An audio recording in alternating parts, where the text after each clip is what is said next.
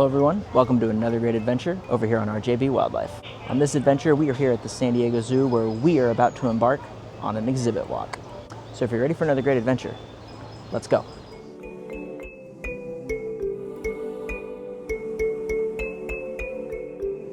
So the subject of today's exhibit walk happens to be one of the oldest exhibits that exists here at the San Diego Zoo.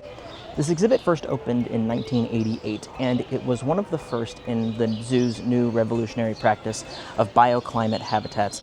The goal of these exhibits was to immerse you into the world of these animals, as well as revolutionize the husbandry and the habitats that these animals would be living in. I am, of course, referring to one of the zoo's most iconic and popular attractions, Tiger River. Now, Tiger River is meant to immerse you into the rainforests of Malaysia and Thailand, specifically a dried up riverbed that leads you into this tiger oasis at the very end. But it also showcases some of the weird and wonderful wildlife of Southeast Asia to go along with the tigers. And the first habitat you actually come up to in this exhibition is going to be for a critically endangered crocodilian, the Siamese crocodile. Now, this exhibit originally, when this opened in 1988, housed the zoo's gharials, which are now located over in Reptile Walk at the very end. But right now, they do have a breeding pair of Siamese crocodiles in here, and with the hopes of a clutch of eggs in the near future. As you meander your way through this exhibition, you find that you are in this dried up riverbed as it takes you through the rainforests of Southeast Asia. Scattered throughout Tiger River are going to be numerous aviaries that showcase some of the avian fauna that exists in Southeast Asia. Now, recently a new addition popped up over here, and it's new to a degree because this animal actually existed when this first opened. Fishing cats have returned to Tiger River, and they're a very unique cat species.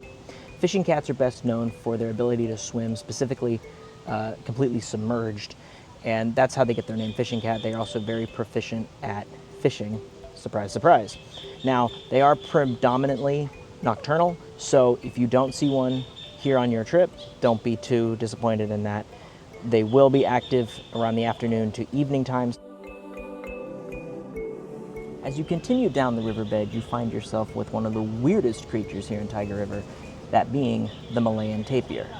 Malayan tapirs are going to be the largest of the 4 tapir species that are extant on the planet, and they are going to also be the only members of their species that are native to Asia.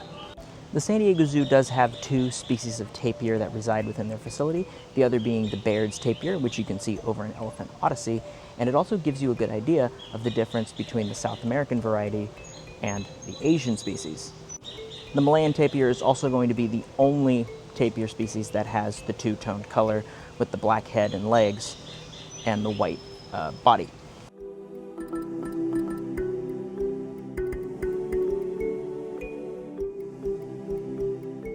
Once you pass the tapirs, you will reach a fork in the road, and that takes you to 2 different tiger habitats. The one to the left takes you to the more steep waterfall one, and then the larger one is further down. Now, the San Diego Zoo has Malayan tigers as part of its exhibition, whereas at the safari park, there are Sumatran tigers. Malayan tigers are going to be a little more lighter orange in color, whereas the Sumatran is going to be a very dark orange. Sumatran tigers are also going to have more of a broad and numerous striping pattern in comparison to the other tiger species. Here at the zoo, there is no active breeding program for Malayan tigers. However, there used to be. The 2 males that are here at the moment, Connor and Barani, were born here. Now, Cinta, Barani's brother, I learned recently was moved over to a zoo in Missouri, and that was in an effort to continue the Malayan tiger breeding project and overall breeding focus at some zoological institutions in the country. The majority of them are focusing around the Sumatran tiger. However, some are also working on the largest species of cat in the world, the Siberian or Amur tiger.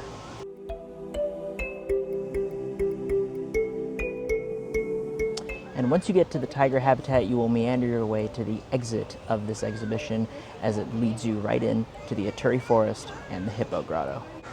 This exhibition was historic for numerous reasons, as it was one of the original habitats and exhibitions that embodied creating naturalistic habitats for wildlife and immersing you into the worlds that those animals are from.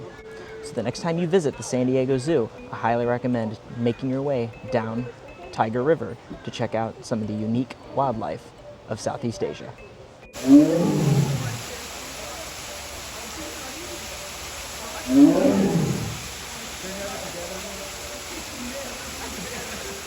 That's going to do it for today. If you had fun on this journey, please hit the like button.